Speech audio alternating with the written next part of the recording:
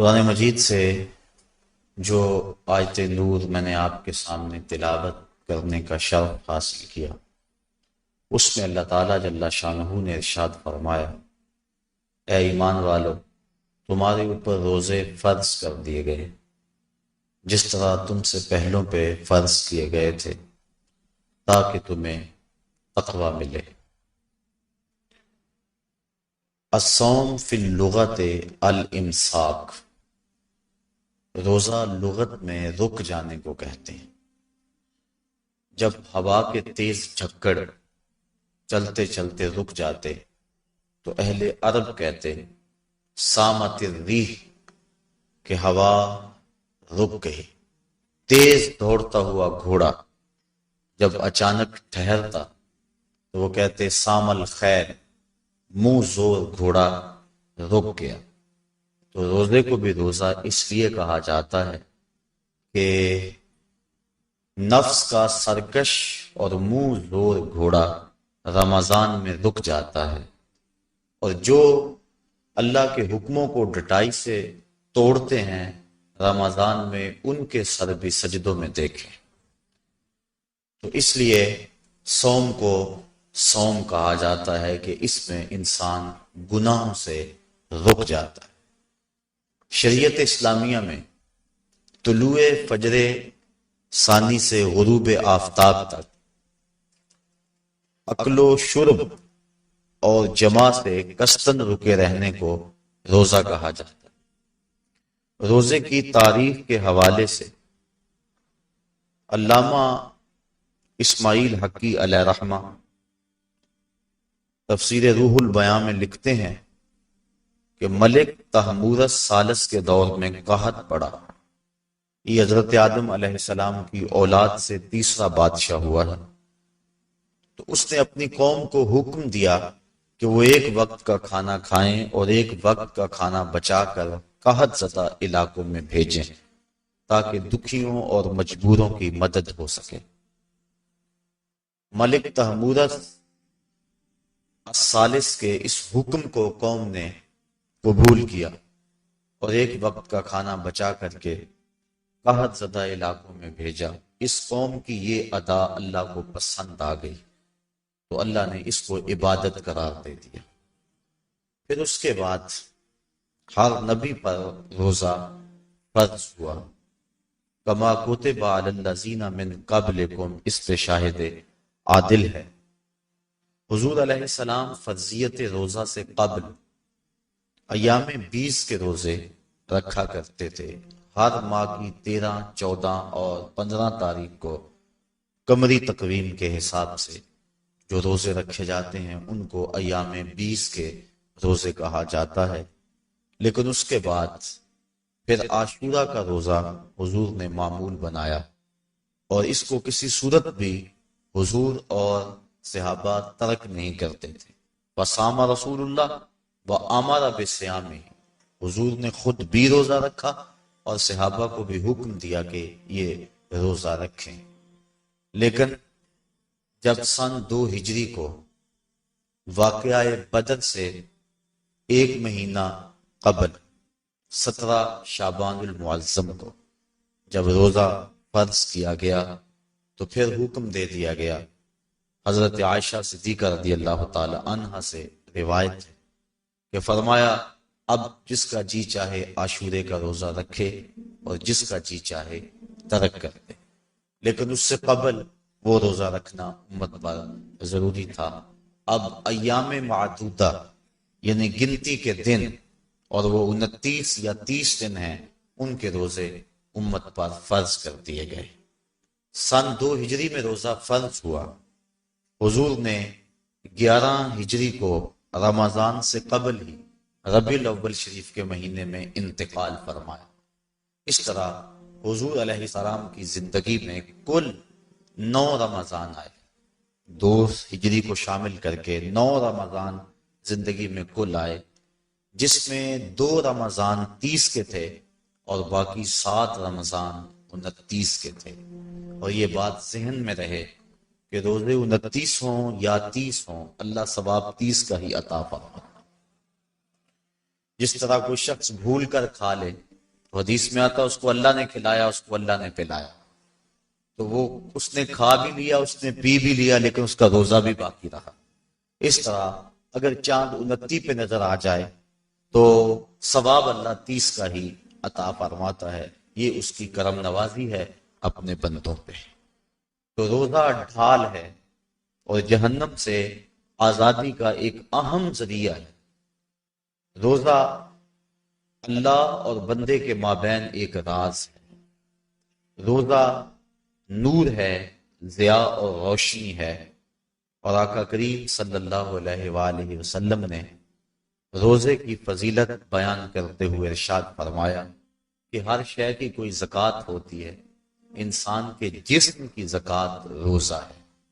اگر روزہ رکھے گا تو جسم زکوٰۃ ادا کرے گا، جس طرح زکوٰۃ سے مال پاک ہوتا ہے، روزے سے جسم پاک ہوتا ہے۔ اور روزہ ویسے بھی انسان کے لیے شفا کا پیام ہے۔ فرمایا کہ سحری کھایا کرو، کیونکہ سحری کے کھانے کے اندر بھی اللہ نے برکت رکھی۔ تو یہ ماہ صیام اپنے دامن میں برکتیں لے کر، رحمتیں لے کر نازل ہوتا ہے۔ اس کا پہلا حصہ رحمت، درمیانی حصہ مغفرت، اور آخری حصہ جہنم سے آزادی کا مجدہ جاں فضا ہے۔ جو بھوک اور پیاس کاٹی ہے، اس کا مقصد رزق بچانا نہیں ہے، بلکہ وَيُزَادُ فِيهِ رِزْقُ الْمُؤْمِنِ، ماہ صیام میں مومن کا رزق بڑھ جاتا ہے۔ آپ اپنا بجٹ دیکھ لیجئے، باقی مہینوں کی نسبت ماہ صیام میں آپ کے اخراجات زیادہ ہوتے ہیں اور کشادگی ہوتی ہے۔ تو یہ کوئی خوراک بچاؤ مہم نہیں ہے، بلکہ رزق تو بڑھ جاتا ہے، لیکن اس کے باوجود 20 گھنٹے، 18 گھنٹے پیاس اور بھوک کاٹنا، اس کا کوئی مقصد ہے تو وہ مقصد قرآن نے بیان کیا کہ اس کے نتیجے میں تمہیں اتقاء کی دولت ملے گی، تمہیں تقوی کا نور نصیب ہوگا۔ سوال یہ کھڑا ہوا، کیا بھوک اور پیاس کاٹنے سے تقوی مل جاتا ہے؟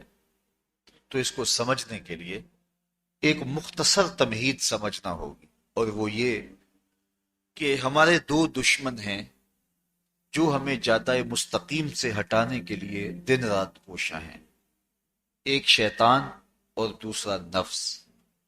یہ دو دشمن ہیں جو ہماری متاع عمل، ہمارا خلوص، ہماری للہیت، ہمارا باطن لوٹنے کے لیے ہر وقت مستعد اور فعال رہتے ہیں۔ اب ان دو دشمنوں سے ہمارے تنہا ناتواں وجود کا مقابلہ ہے، اور یہ ان میں سے جو بڑا دشمن ہے وہ نفس ہے، کیونکہ شیطان نے جب انکار سجدہ کیا تو ہم تو یہ کہتے ہیں کہ ہمیں شیطان نے بہکا دیا، لیکن شیطان نے جب انکار سجدہ کیا اور خود بہک گیا تو اس وقت کوئی دوسرا شیطان تو نہیں تھا جس نے شیطان کو بہکایا، وہ نفس تھا جس نے شیطان کو شیطان بنایا۔ اس نے اندر سے کہا انا خیر منہ، میں بہتر ہوں۔ تو یہ انانیت جو تھی، انا خیر منہ، اس نے اس کو بہکایا۔ تو شیطان کو شیطان بنانے والا نفس ہے، تو نفس شیطان سے بھی بڑا دشمن۔ ایک بزرگ تھے، وہ ساری زندگی اپنی زبان پہ انا کا لفظ نہیں آنے دیتے تھے۔ اس مفہوم کو بیان کرنا ہوتا تو وہ با الفاظ دیگر بیان کرتے، میں کا لفظ، انا کا لفظ، وہ اپنی زبان پہ ساری زندگی انہوں نے جاری ہی نہیں ہونے دیا۔ کہتے تھے اس لفظ نے شیطان کا بیڑا غرق کر دیا، تو میں یہ لفظ زبان پہ آنے نہیں دوں گا۔ اچھا، بندے بھی بڑے عجیب ہوتے ہیں، کسی نے کہا لو ان کی زبان پہ یہ لفظ آتا کیوں نہیں، میں جاتا ہوں اور ان کی زبان پہ یہ لفظ آئے ہی آئے۔ چلے گئے۔ بزرگ تشریف فرما تھے، نماز کا وقت قریب ہو رہا تھا۔ حضرت ایک مسئلہ پوچھنے آیا ہوں، آپ پوچھئے، شیطان کو کس چیز نے برباد کیا؟ حضرت آپ تو بولیں گے کہ میں نے، آنا نے، تو کہوں گا جیسے بھی ہوا ان کے زبان پہ لفظ میں تو آ ہی گیا نا۔ تو وہ بزرگ بھی بڑے سیانے تھے، اس کی نیت کا کھوٹ سمجھ گئے۔ فرمانے لگے بیٹا نماز کا وقت ہو گیا ہے، نماز پڑھ لیتے ہیں پھر اس پہ بات ہوتی ہے۔ نماز ہوئی، سلام پھرا تو خود ہی فرمانے لگے کسی نے کہا تھا کہ شیطان کو کس چیز نے برباد کیا، جواب دینا چاہ رہا ہوں، کس نے پوچھا تھا؟ جھٹ کھڑا ہو گیا، میں نے کہا اسی چیز نے اس کا بیڑا غرق کر دیا۔ تو جو نفس تھا وہ شیطان کو شیطان بنانے والا ہے۔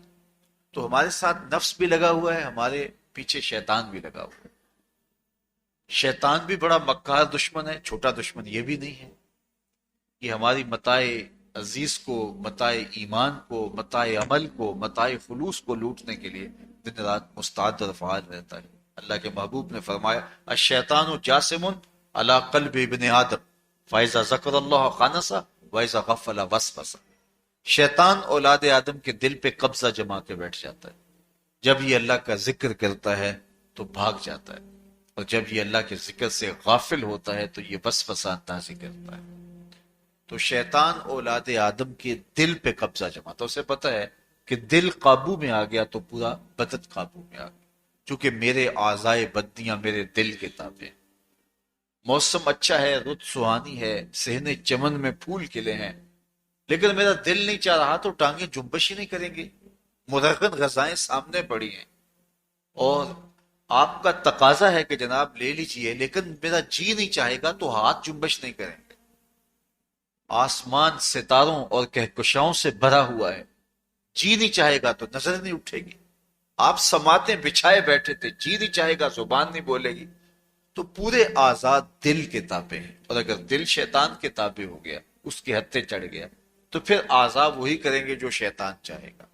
اور اگر یہ دل مالک کی محبت سے سرشار ہوگا تو پھر دل جو چاہے گا وہی اعضاء کریں گے، تو دل اللہ کی نافرمانی کی چاہت ہی پیدا نہیں ہونے دے گا، تو اعضائے بدنیاں کا رخ بھی اللہ کی رضا کے حصول کے لیے ہوگا۔ تو شیطان بھی قبضہ دل پہ جماتا ہے اور دل کو قابو میں کر کے حضرت انسان کا بیڑا غرق کرتا ہے۔ اللہ تعالیٰ کا کرم یہ ہوا اذا جاء رمضان سلسلۃ الشیاطین، اللہ کے محبوب علیہ السلام ارشاد فرماتے ہیں جب ماہ سیام آتا ہے تو شیاطین جکڑ دیے جاتے ہیں، جنت کے دروازے کھول دیے جاتے ہیں، جہنم کے دروازے بند کر دیے جاتے ہیں۔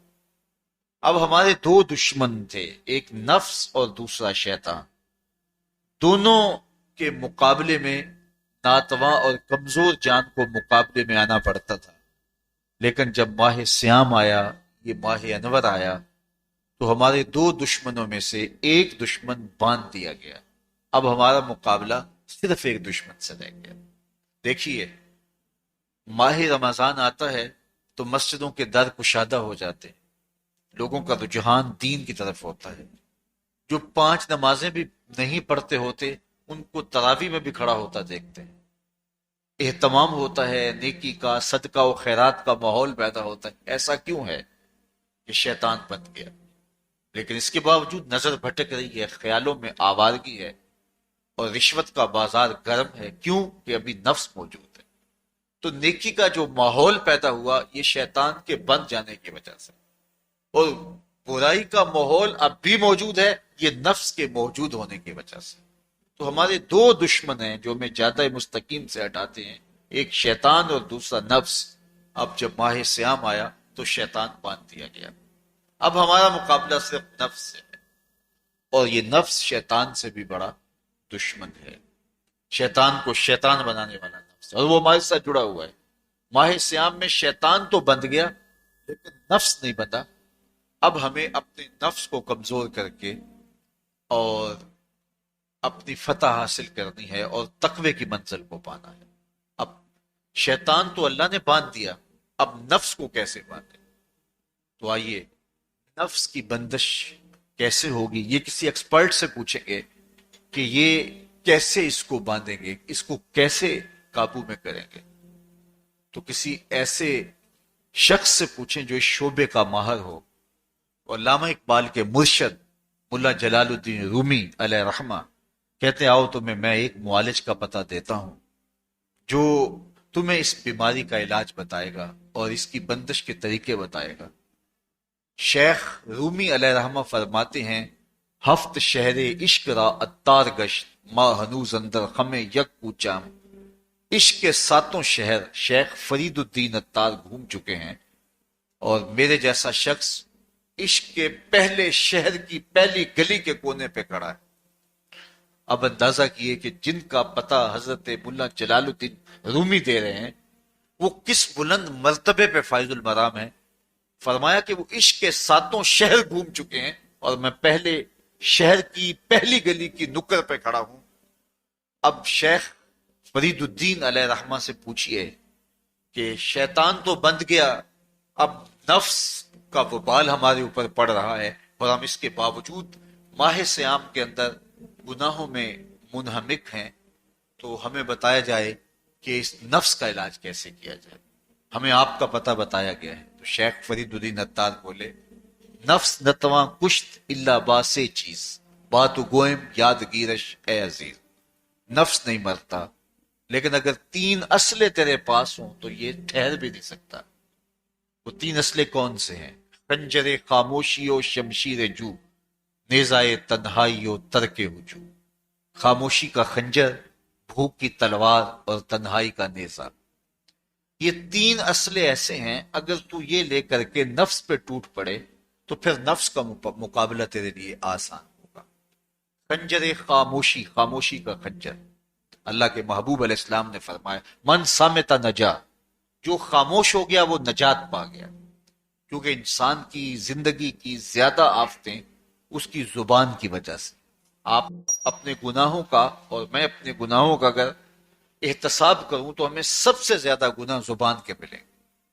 آنکھیں بھی گناہ کرتی ہیں، ہاتھ بھی گناہ کرتے ہیں، پاؤں بھی گناہ کرتے ہیں، لیکن سب سے زیادہ گناہ زبان کرتی ہے. جھوٹ بھی بولتی ہے، غیبت بھی کرتی ہے، شکوہ بھی کرتی ہے، گالی سب و شتم اور کیا کچھ زبان کے گناہ ہیں. اسی لیے اللہ کے محبوب نے فرمایا جو تمہارے 2 جبڑوں کے درمیان ہے یعنی زبان اور 2 ٹانگوں کے درمیان ہے تمہاری پارسائی کی جگہ، تم ان 2 چیزوں کی مجھے ضمانت دے دو، میں محمد تمہیں جنت کی ضمانت دے دیتا ہوں. تو انسان کے سب سے زیادہ گناہ زبان کے ہیں اور اس کی پارسائی کی جگہ. تو اس لیے میرے حضور نے فرمایا من صمت نجا، جو خاموش ہو گیا وہ نجات پا گیا. خنجر خاموشی، خاموشی کا خنجر نفس کشی کا ایک مؤثر ذریعہ. اور دوسری بات بشمشیر جو، اور بھوک کی تلوار. تو بھوک سے نفس کا مقابلہ کیا جا سکتا ہے، بھوک کی تلوار سے نفس کا سر کاٹا جا سکتا ہے. اللہ کے محبوب کا فرمان سنیے یا معاشر الشباب من استطاع منکم الباء فلیتزوج فإنه اغض للبصر واحسن للفرج فمن لم یستطع فعلیہ بالصوم فإنه له وجاء. اے جوانوں کے گروہ، تم میں سے اگر کوئی نکاح کرنے کی طاقت رکھتا ہے تو وہ دیر نہ کرے، فی الفور نکاح کر لے. یہ نظر کا اور پارسائی کا محافظ ہے. لیکن اگر تم میں سے کوئی نکاح کرنے کی فی الحال پوزیشن میں نہیں ہے تو وہ کثرت کے ساتھ روزے رکھے. روزے قاطع شہوات ہیں. تو بھوک سے نفس کو جو ہے وہ روکا جا سکتا ہے، اس کو لگام ڈالی جا سکتی ہے. تیسری بات نیزہ تنہائی، تنہائی کا نیزہ. تو فرمایا گیا کہ العافیت فی العزلہ، کہ تنہائی کے اندر ہی عافیت. جب مجلسوں میں غیبت کی بدبو پھیلتی ہو اور چغلی کا ماحول معاشرے کا جزو لا ینفک بن جائے اور مجالس کے اندر نظروں کی پاکیزگی کا قائم رہنا مشکل ہو جائے اور انسان کی زندگی کے اندر گناہوں کا بہت بڑا سبب مجلسی زندگی ہو تو پھر اس سے تنہائی بہتر ہے. حضرت شاہ نقشبند بخاری فرماتے ہیں کہ فقیر کے لیے سب سے اچھی جگہ اللہ کا گھر مسجد ہے، یا کسی کامل صالح شخص کی صحبت ہے، اور یا پھر تنہائی ہے. چوتھی جگہ ہلاکت کے علاوہ اور کچھ نہیں ہے. ہمیں اپنے کاروبار میں، اپنے معاملات میں، اپنی ملازمتوں میں جانے کی تلقین کی گئی تو وہاں یہ تلقین کی گئی کہ دیر سے جاؤ جلدی واپس آ جاؤ، اور مسجد میں جاتے ہوئے تلقین کی گئی کہ جلدی جاؤ اور دیر سے واپس آؤ. لیکن ہم مسجد کے دروازوں پہ جب دور موجود میں رش دیکھتے ہیں کہ لوگ بہت جلدی نکلنا چاہتے ہیں، حتیٰ کہ کندھوں سے کندھے ٹکرا رہے ہوتے ہیں کہ جلدی سے باہر نکل جائیں.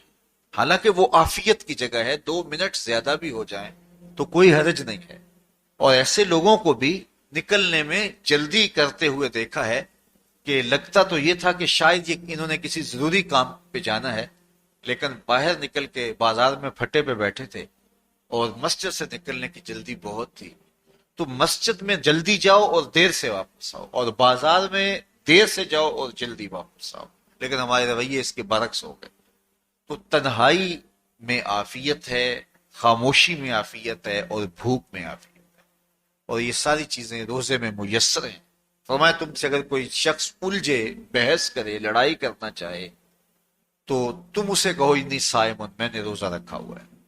اسی طرح جو ہے وہ روزے سے آپ کو یکسوئی ملے گی، قرآن مجید کی تلاوت کا ماحول ہوگا، اور تم بھوک کاٹو گے.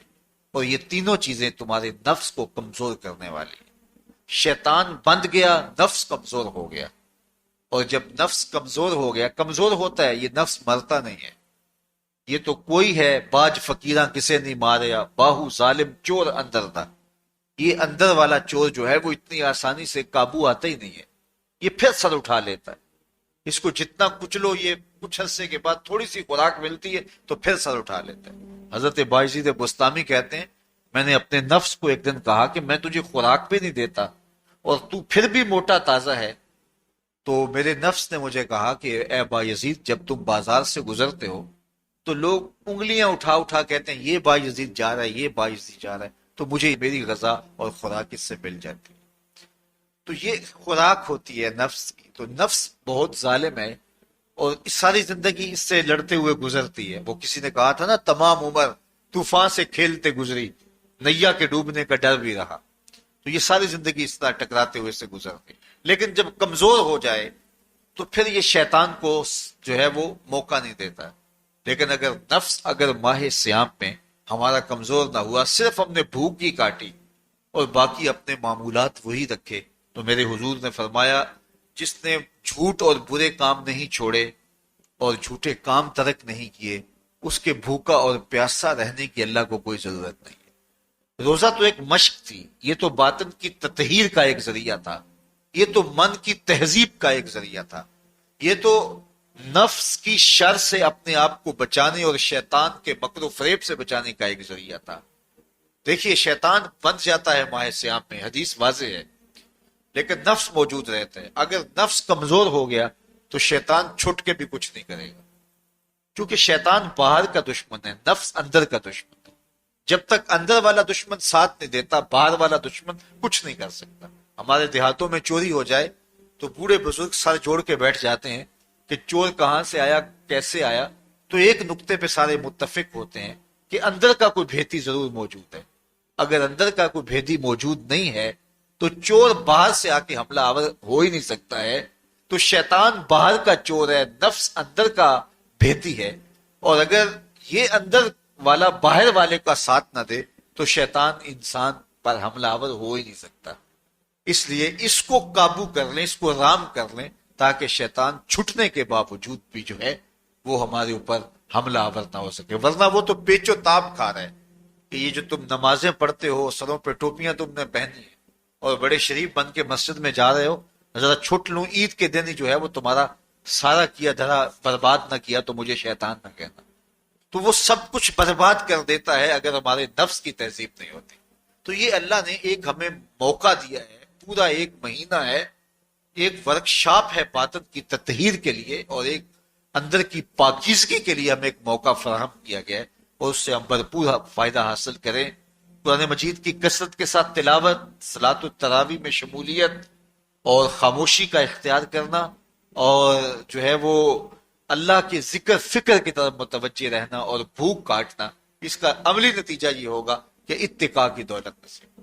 دیکھیے ماہ سیام میں ہمیں ان کاموں سے بھی روک دیا گیا جو کہ کام جائز تھے، کھانا پینا اور جو ہے وہ اپنی منکوحہ سے جنسی تعلق. یہ تو وہ امور تھے کہ جو جائز تھے، مشروع تھے، لیکن اوقات روزہ میں ان جائز کاموں سے بھی ہمیں روک دیا گیا. اس فلسفے کو ہمیں سمجھنا ہوگا کہ جو کام شریعت میں جائز تھے، مشروع تھے، روزہ ان سے بھی رک جانے کا نام ہے. اور جو چیزیں شریعت میں جائز ہی نہیں ہیں، جھوٹ بولنا ہے، غیبت کرنا ہے، بد نگاہی ہے، اور دیگر برے اعمال ہیں، تو یہ چیزیں تو روزہ نہ بھی ہو پھر بھی ناجائز ہیں. تو جو چیزیں جائز تھی روزے میں ان سے بھی منع کر دیا گیا، اور جو چیزیں ناجائز ہیں تو اگر کوئی شخص ان چیزوں سے نہیں رکتا تو پھر اس نے روزہ کیا رکھا.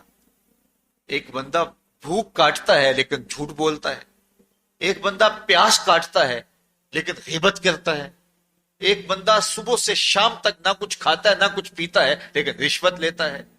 پھر مجھے بتائیے اس نے روزہ کیا رکھا؟ روزہ تو ایک مشق تھی کہ جو چیزیں جائز تھی ان سے بھی منع کر دیا گیا، ان سے بھی روک دیا گیا، اور جو ناجائز تھی وہ تو پہلے ہی ناجائز تھی، روزے کے بغیر بھی ناجائز تھی. تو اس لیے روزہ ایک مشق ہے.